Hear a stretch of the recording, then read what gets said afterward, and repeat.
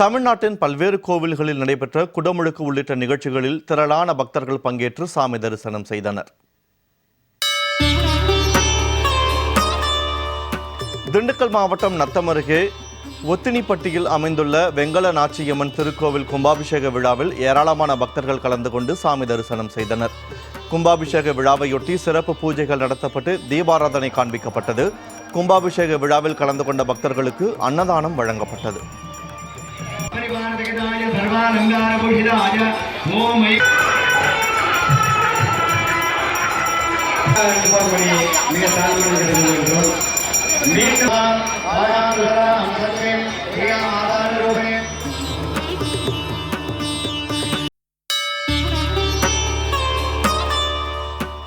திருவண்ணாமலை மாவட்டம் கீழ்பெண்ணாத்தூர் வட்டம் கொத்தந்தவாடி கிராமத்தில் எழுந்தருளியுள்ள 200 ஆண்டுகள் பழமை வாய்ந்த அம்மாச்சாரம்மன் திருக்கோவில் கும்பாபிஷேகம் விமர்சையாக நடைபெற்றது.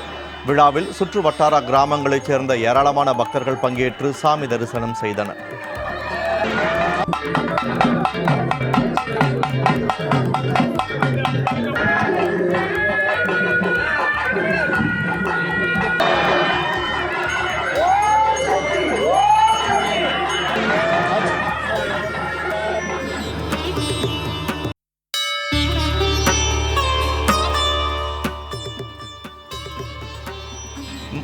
மதுரை மீனாட்சியம்மன் கோவிலில் நடைபெற்று வரும் ஆவணி மூல திருவிழாவின் முக்கிய நிகழ்வான தருமிக்கு சிவபெருமான் பொற்கிழி அளித்த திருவிளையாடல் லீலை நடைபெற்றது.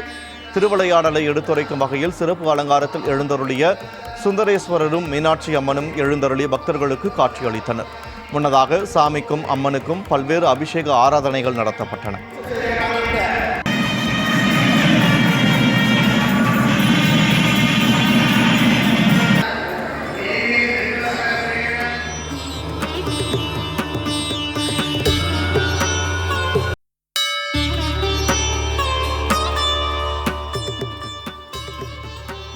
கடலூர் மாவட்டம் புவனகிரியில் சித்தி விநாயகர் ஆலயத்தில் வேத மந்திரங்கள் முழங்க கோபுர கலசங்களுக்கு புனித நீர் ஊற்றப்பட்டு கும்பாபிஷேக விழா சிறப்பாக நடைபெற்றது. விழாவில் பங்கேற்ற பக்தர்கள் மீது ட்ரோன் மூலம் புனித நீர் தெளிக்கப்பட்டது.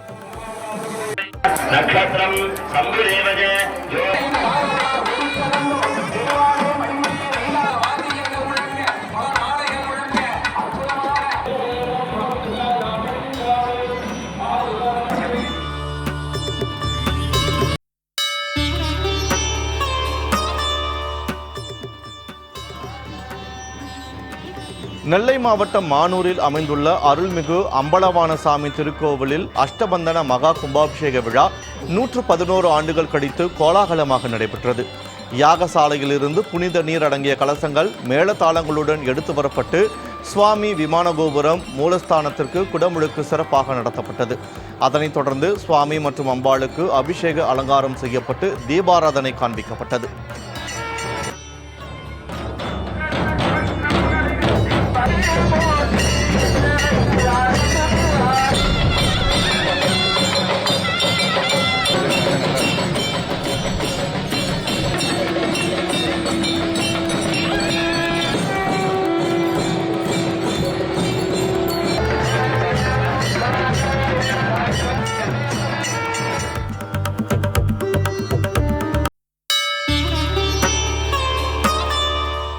மயிலாடுதுறை மாவட்டம் மாப்படுகை கிராமத்தில் அமைந்துள்ள சுமங்கலி காளியம்மன் உடனுரை சாப நிவர்த்தீஸ்வரர் மற்றும் பாதாள பிரம்மாண்ட காளியம்மன் ஆலயத்தில் மகா கும்பாபிஷேக நிகழ்ச்சி வெகு சிறப்பாக நடைபெற்றது. யாகசாலையில் பூஜிக்கப்பட்ட புனித நீர் மங்கள வாத்தியங்கள் முழங்க ஊர்வலமாக எடுத்து வரப்பட்டு கோபுர கலசங்களுக்கு ஊற்றி தீபாராதனை காண்பிக்கப்பட்டது. தொடர்ந்து அம்பாளுக்கு புனித நீரால் அபிஷேக அலங்காரம் செய்யப்பட்டு கற்பூர ஆரத்தி காண்பிக்கப்பட்டது.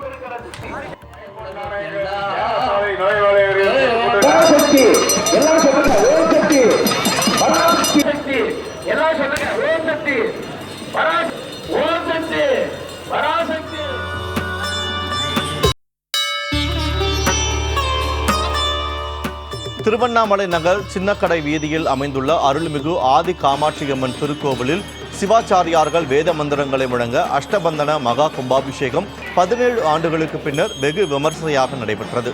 இதில் திரளான பக்தர்கள் கலந்து கொண்டு சாமி தரிசனம் செய்தனர்.